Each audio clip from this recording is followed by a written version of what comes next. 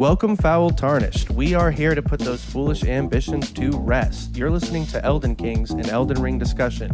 I'm Cozmoses, and with me is co-host Sir Gideon the Half-Knowing. We're here to discuss all things Elden Ring, from software to lore to PvP to the meta builds. We're going to cover everything between the lands between. For our first episode, we will be talking about FromSoft and their origins. How did they start, and what journey brought them to what many are considering the game of the year? In 2022, that is no small feat. Let's get into it now. Yeah, no, I would love to. So I know that you'd been doing some research recently, and I know that you were kind of checking out like where FromSoft started, and I don't know if you wanted to kind of touch on that a little bit. Yes, so like a lot of early video game companies, FromSoftware actually started as a business application development company and didn't actually release their first game until 8 years after the founding. What do you mean by a business application development company? So honestly, I am not I'm not Bad familiar question. enough in the software development world to give a clear answer on what they might have developed or exactly the ins and outs of the company itself at that time. But I do know that a lot of tech startup companies were still like even back in the 80s, there was a huge tech boom and passionate developers would soon find themselves trying to push the edge in software in the form of video games, giving us early applications like Mario, like Pong, and I get what you're saying now, all right. So they were like working on something that, could have been used in the business world, and then they kind of like realized, hey, wait a second, and went and followed like a somewhat more creative endeavor and started creating some video games. precisely. And that would Okay. be their first game would be Kingsfield, released 8 years after the founding in 1994. It was the very first game of the company and would even start the trend of putting the Moonlight Greatsword as an Easter egg in every games. For those that have played Elden Ring, that is the greatsword that Ranni gives you at the end of her quest line. And for those that have played Bloodborne, that is the great sword that, oh man, and that's really horrible to blank on a name, but we'll just say Horse Guy. We'll stick with Horse Guy. Ludwig the Accursed, our I mean, guiding also known as moonlight. Horse Guy. Also known as Horse Guy. Any fans out there for Horse Guy? Yeah, no. So yeah, that is interesting. Not only with like Moonlight Greatsword has that carried through. I mean, I think it's interesting that Patches has stuck through. For like at least quite a few of their games. Yes, as far as I know, he was first introduced in Demon's Souls, but he might have been even earlier if I haven't been doing my research properly. He's been Patches, Pate, a spider person in Bloodborne, and he's betrayed you each time. Um, Yeah, he is a kind of a definitely a sort of nasty character. I mean, a pleasant but nasty character, a little bit of a trickster there. Just while we were on the topic, have you ever gotten the chance to play Kingsfield or take a look at it? I've never had the personal chance. I believe I've watched part of a playthrough online, but that's the extent of it. Have you? No, yeah, I think I watched some Iron Pineapples playthrough online there. Definitely, when it's an interesting video, and I can see the inspiration and how we go from that game, back in what '94 to now in 2022 with Elden Ring. But it was like a little hard to watch, during those that time. I think it came out a couple years after Doom, which I had played right around then, and I mean, yeah, it was a different story back then. I was just curious. But yeah, so I mean, what after Kingsfield, they kind of got into the Armored Core series, did a couple other things, but I think they kind of like broke out, and especially with our generation with Demon Souls back in '09. That's kind of I feel like the start of like the real Soulsborne series. I would agree. Demon Souls not only defines the way that the mechanics in Dark Souls would develop through the iframe type rolling, the combat system, even the concept of hollowing with the early draglings that are shown in the Demon Souls world. It very much defines what would become the Soulsborne series. And I think for that, a lot of its more basic gameplay and story elements can be forgiven since it very much, it pioneered the field. The game released as pretty much a cult classic and would sell 1.5 million sales in its first year. Yeah, that's I don't know. I would say that's definitely pretty impressive, and I'd say a major breakthrough, for a company making games like that, especially at that time. I think if you kind of speed through the rest of the series, which I think we'll get into like more episodes, on each of FromSoft's games. But as of right now, the focus is on Elden Ring. I think DS2 was super hyped. It sells 2.4 copies. Yet, I mean, me personally, and I think others, like, I don't know, it wasn't it wasn't what I was hoping for. I don't know about you. We got Dark Souls 2 coming out, and then, Dark Souls 3 comes out and is also super hyped, but it does feel like it got forgotten a little quickly. It sold 3 million copies, so that was decent, but I think the game was a little bit gate kept by its difficulty. Yeah, I think Dark Souls 3 definitely lived up to the reputation of keeping the more casual side of gamers away. But after seeing the hype for it, I think that broke down a lot of walls that Elden Ring might have had in terms of its own marketing, allowing it to just ride off of all of the hype of the Soulsborne series with none of the stigma of its overly difficult history, I guess. Although I think it's important to. Did you mention Bloodborne? I have not jumped into Bloodborne yet, and that's one of my favorites. I'm surprised I didn't. Yes, it sold 2 million copies when it first came out. And while it's only a PS4 exclusive, it has a very hardcore following on Reddit and in the community itself. I have never met more ardent fans of one singular game or its lore. Honestly, as someone that has played Bloodborne like a few times over and read up on its lore, I still don't really understand it, but it's still one of my favorite games. You really can't get over the aesthetic that it has. It's just, I mean, it's an incredible game, and especially for its time. What was that? I think it was released in like what, 2016? I think something like that, yeah. It's an older game now, especially on the PS4, but seeing it on the PS5, the graphics still hold up very well. The Hunter's Dream is very beautiful. I would agree, and honestly, like something that kind of took me aback a little bit was I felt like Dark Souls 3 was like almost a step back from the graphics that Bloodborne had. You had Blood, and I wonder if it's because they incorporated more. There's a lot more mechanics in DS3. There's a lot more going on, but like I felt like Bloodborne had these certain graphics and just a feel of the world. And I almost feel like Dark Souls 3 took a step down. I mean, that's just me personally. I think that DS3 inherited a lot of visual choice designs from the original Dark Souls in its color palette, and it suffered from not really branching out from that. A lot of the gameplay gives this faded out, almost rust colored vibe, especially after the eclipse begins on the high wall of Lothric. And really, the only visually distinct area you visit, in my opinion, is Irithyll, which, while beautiful, is frozen over Yharnam, and even then, not defining itself in a unique way. I think that's the biggest reason that Dark Souls. Not the biggest reason, that's bold to say, but Dark Souls 3 does suffer from a forgettability complex of not doing anything of its own originally, but still holding up very solidly gameplay wise. Yeah, no, I would have to agree. I mean, I definitely enjoyed. I had a recent playthrough that right after, I don't know, I played Elden Ring enough where I was like, okay, I need to do something else, and ended up going to Dark Souls 3. And yeah, I don't know. I mean, it's still held up. I think one of the only ones we haven't really touched on is Sekiro, which I think was kind of, for me, when I was playing it at the time, I didn't even really realize it was a FromSoft game. It was like such a different play style from everything else they had created. I saw all these similarities. Sekiro comes out and it's like the parrying, the way the world looked, the storytelling, everything just kind of like blew me out of the water. Honestly, it's my personal favorite.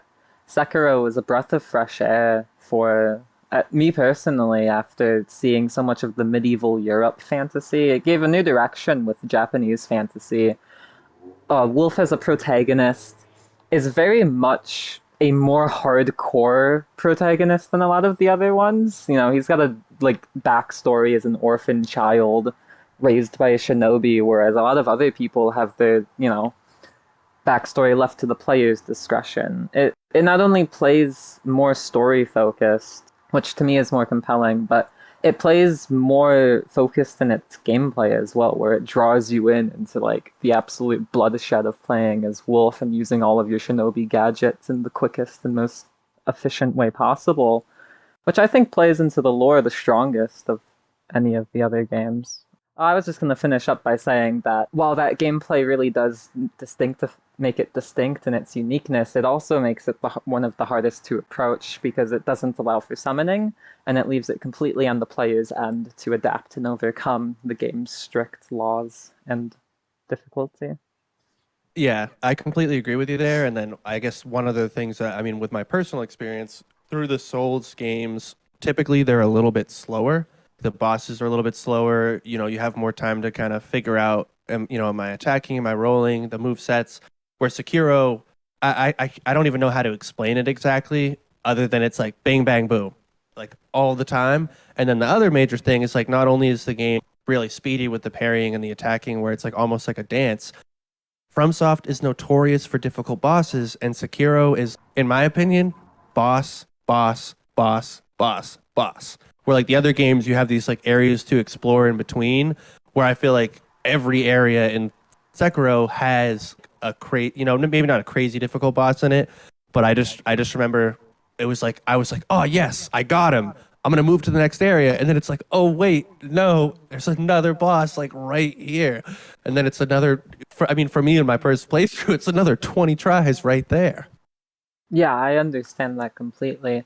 It's the game almost forces you to iteratively build on every combat style, with each boss acting as an ultimate test of that combat style. No one beats Genichiro without first mastering deflection to at least the extent that he forces you to. And I think that principle holds true in the Guardian Ape fight as well, where it forces you to learn the endurance battle of Sekiro and how to properly avoid heavy enemy attacks while measuring that against your own aggression, because you can't just fight Guardian Ape passively the way the rest of the game goes, because he will not be staggered in that same way. I Um, would love to talk about the Guardian Ape, but it gives me nightmares, and I just want to move on, you know? I spent enough hours thinking about that fight, and I will tell you it felt glorious when I beat it, but if it just brings me back to what I would say is a time of terror.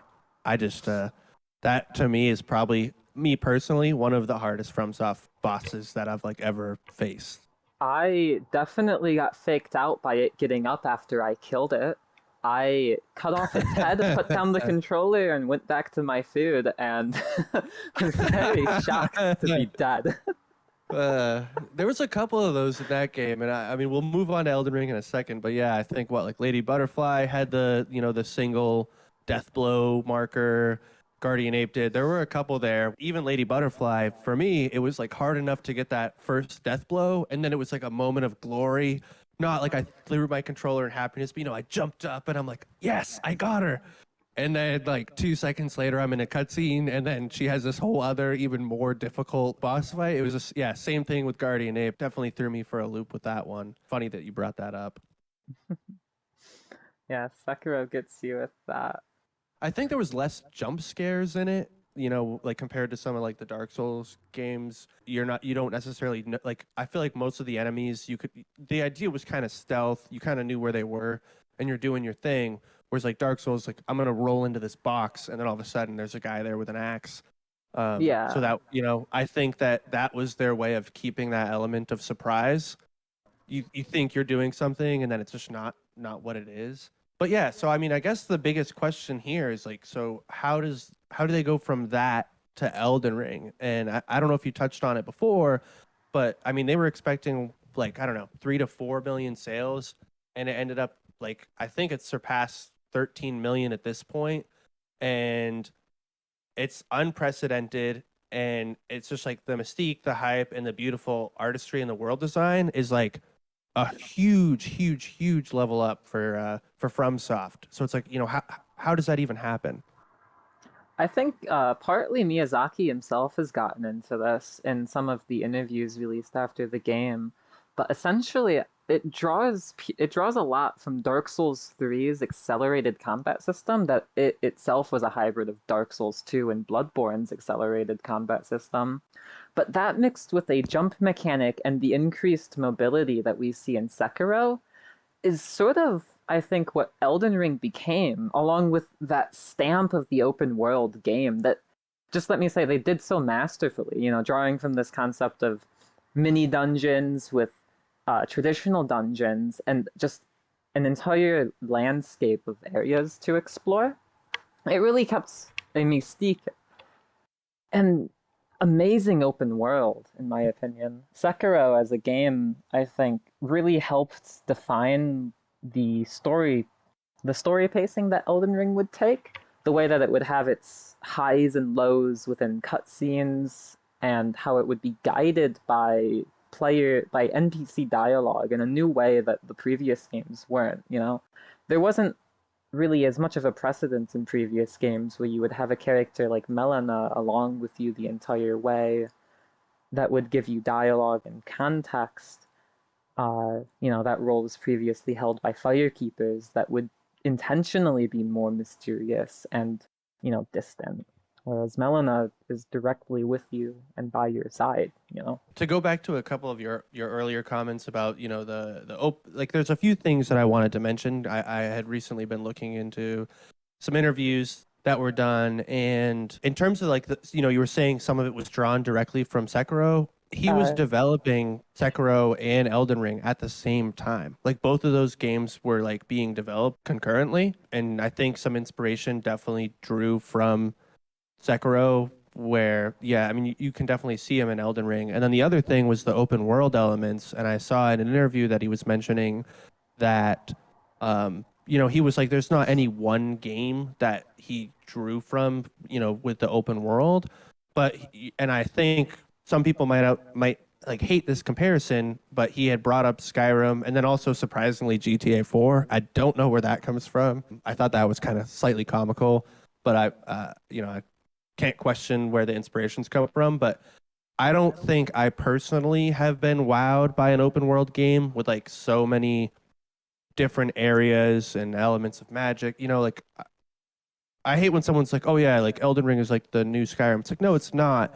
But it's still like it's been a long time since I've been captivated by a game like that. And I think that there are some similarities, and it was interesting to hear him say that, some inspiration was taken from both of those games. So I just wanted to touch upon that real quick.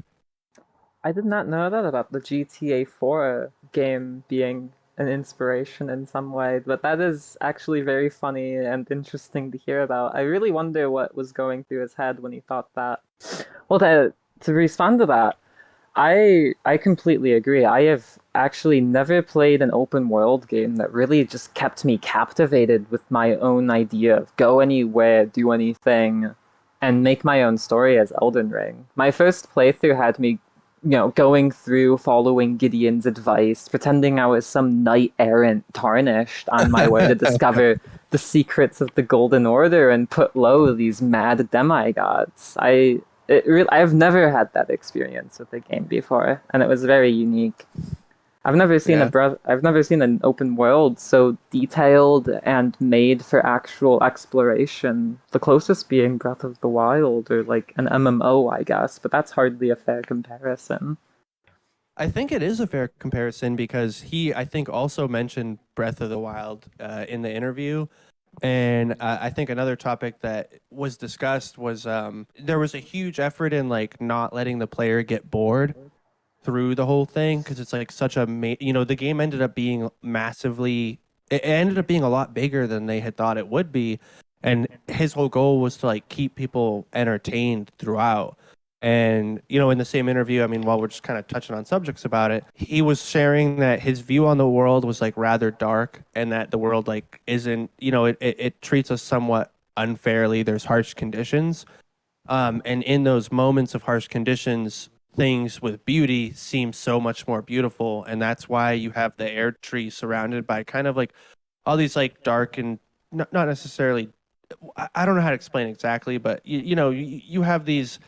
What is the word that I'm looking for here? You have these demigods that are afflicted, all of them in some way, in some negative way, and you have these kind of negative areas like Kaled, and you have these dungeons and this dimness, and the whole point is to get to this like brighter, you know, air tree area, and it was interesting to hear him share that in those interviews along with some of that other stuff we were talking about. Yeah, I think he really captures a Oh, strong oh my, feeling of oh my! Did you just hear that? I think we're being invaded. I think we are being invaded. Are we being invaded right now? Who could that be? Who could that be? Watch out, guys. Here I am. How you guys doing?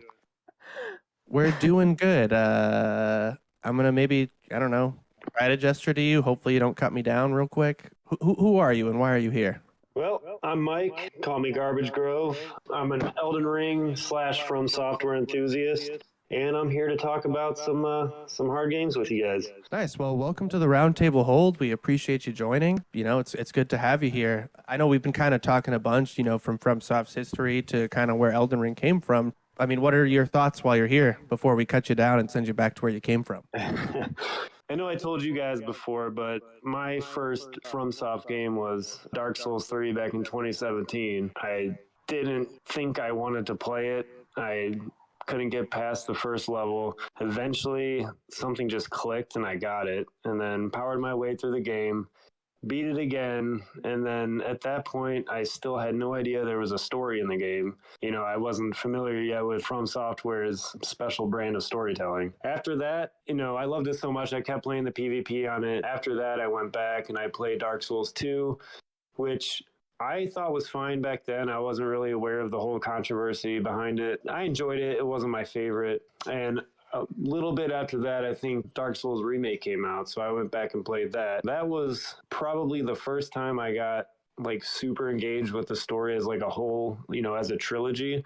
I kind of knew what was going on in Dark Souls 3, but then I really started to dive deep into FromSoft's brand of storytelling, and I started watching lore videos, VaatiVidya, other people on YouTube. And after that, I bought a PlayStation solely for the intent of playing Bloodborne. Fell in love with that, the Lovecraftian themes. I really like grimdark, so that's what really got me into Dark Souls in the first place. But like I said, the Lovecraftian themes in Bloodborne was just it's like they made it for me. After that, I was the first FromSoft game I was there for on launch was Sekiro. Jumped into that. I thought that was incredible. I liked the changes that they made, and I liked the kind of direction they branched off to. They did a lot of bold, kind of risky changes to, the classic Souls formula, but I was definitely on board. And like I said, I loved every minute of that. I loved that you couldn't summon anybody. I loved and hated that you couldn't summon anybody. You had to get good to get through it. And then when PS5 launched, I got Demon Souls Remake, played through that a bunch, and then here we are with Elden Ring. But I think when you go through their games and you start from the beginning or you start from any spot, but when you look at them chronologically, you can tell that they've really, they don't make games for anybody. They make them for FromSoftware. They make them the way that they want to make them, and they don't bow down to any outside influence or they draw inspiration and stuff, but they really have their own flavor that they just continue to perfect over time. And you can really see it as you play through each one. You can see the ones that they kept and the ones that they let go of. Dark Souls 2, you can tell, even though I think it was a good game, you could still tell it wasn't directed by Miyazaki. You can see with some of the differences, the ADP and soul memory and stuff like that, but still they kept a lot of good stuff. And then they kept some good things because Miyazaki in Dark Souls 3 brought a bunch of lore stuff over from Dark Souls 2. I don't think any of us could say it better. That's just love for every game at release and at finding even. There's no need to go online and find the games and watch them. There's a new experience that everyone can have and have personally on their own. I think especially those first launch experiences, I don't know about you guys, but every time that a FromSoftware game launches with multiplayer, I'm always excited to see the new wave of people that get online to talk about it and the new wave of victims to invade, As an invasion noob, I definitely I know what you're talking about. I was definitely a major victim in DS3 when I hopped in there. So as a victim and to other victims out there, you'll get through it, you'll learn, and you'll get better. I think that Garbage had a very good summation of his view of the games at the end of it, where he said that FromSoftware makes video games for no one but themselves. And, it's very true. You can really feel that there's an insular building upon their own technique from each iterative game and how it feels and how it's, taken in after release, but they don't overreact. I mean, I agree, but here's the thing, right? I feel like the Dark Souls games were slightly gatekept by their difficulty, where the only people like the major FromSoft fans were people that like wanted that. Now you have a game that sold over 13 million copies, and I feel like we've seen a few, I want to say, accommodations to new players that are, maybe playing these AAA games and they expect something from, Ubisoft and whatever other developers where like, I mean, just, off the top of my head, they nerfed Radon. And, I had beaten Radon before the nerf and, I don't have an issue with it per se, but I'm like, well, is this because they have a lot more players? Then you get the NPC locations on the map. You get, I mean, I think just recently, the most recent update is the star curator that, you get like a little marker there. So it goes from this like vague storytelling and these difficult bosses where like, are they making accommodations because they think that's, what they should do? Or are they making accommodations because they realize they now have this much larger fan base and, they're trying to appease that and keep that there? You make a really good point. I do think that they kind of softened their formula a little bit. They did, with Ash summons, everybody has a mimic tier, things like that. They definitely did kind of soften the blow a little bit. But the thing is that I feel like they mixed the softness with the hardness a little bit, because then again, you do have fights like Melania, you have fights like Horolu. Champion of the Badlands. Yeah, that guy. Well, wait a second. Champion of the Badlands or WWE wrestler? Like, I'm a little bit confused by that second phase because I swear to God, this guy is like, I don't know. He's throwing Rey Mysterio into the ground. I swear he hopped right outside of a backyard wrestling ring. I will say, when he ripped his lion off his back and ripped his head off, my first thought was, oh shit, here we go. That was one of those things where I knew there was going to be a second phase, but I wasn't quite, and then, he runs right at you and then suplexes you like immediately afterwards. And like I said, now I'm pretty deep into new games, and it's no matter how much vigor you have, it's like one shot kills. Like, no matter if he lands any move at all, you're getting killed one way or the other. Pure aggression. Yeah, exactly. Exactly. But you know what I'm saying? So you do have fights like that still, but then like you said, there's still accommodations, and it's funny you mentioned that too, because as the patches keep rolling out, you keep getting more and more accommodations here and there. I don't think it's anything like too hand holding, but it kind of, in a way, doesn't quite dry up the vague, like, mysteriousness of the game, but it does kind of, some of them you could call quality of life changes, because they do. It's funny you mentioned the crater, because if you listen the game dialogue, they basically tell you, if you're really listening for it, they basically tell you exactly where it's going to be, what changed, and now there's a new area there. But I totally didn't realize that on my first playthrough at all, and it's easy to miss. But now you have the marker on there, so it's like, okay, something's here, better check it out. But it's definitely interesting how they keep rolling out these changes, after they went gold, they released the game and all that, but we're still adding a couple things here and there. It may be telling of my priorities back when the game released, but I had entirely beaten it by the end of that first week and hadn't gone online at all. So my reaction to Wait, online hold was, up. That's big pimpin'. You beat it after the first week? yeah, I had took the entire week off of work. I think my first playthrough was around 55 hours, and it's a bit telling on my priorities. But Big pimpin'. exactly, Big Pimpin'. I actually almost got the Frenzied Flame ending, but Melina talked me out of it, and I did not accept the Three Fingers blessing. If there's three fingers, don't trust them. I mean, I don't know, but I just, you can't trust them. That's good outside from software games too. In life, you find three fingers. Don't trust them. Don't trust them. You think it's All right, a bowling reference? Yeah, I could see that. I think the story behind Elden Ring is definitely how to bowl. I think there's some deep lore there. Very important. Only something Miyazaki would understand. Right. He's the top of his bowling league.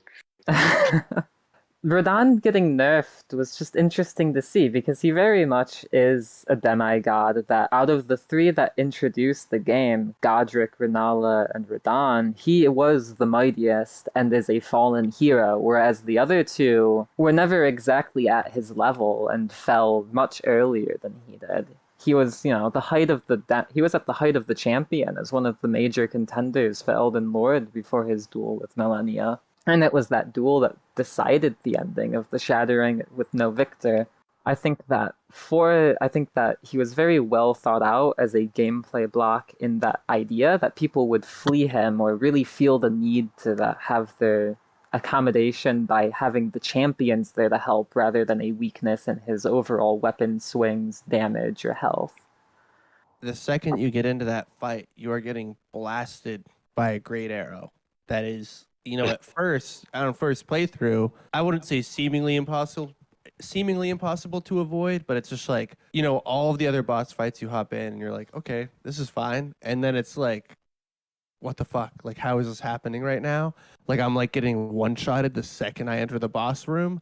And I agree with you there, and I know that we'll get into this more in the lore episode, but the three beginning bosses are kind of like on the more, there's some issue that they've downfall, and you got Godric who's like grafting people, you have Renala who should have never been in there in the first place, and then you have Radahn who's been inflicted by the rot. I understand that, and they should be like, they show up as a little bit easier, even a new game playthroughs. But as you said, Radahn was a champion. Radahn did everything to get to the point that like where he was at. And the fact that he was difficult, I think was intentional. It was an intentional difficult boss fight. I think you touched upon that. And I think that I just wonder if it was really like, their intention of saying, oh, this boss is too hard. He's at the beginning of the game, so we should not.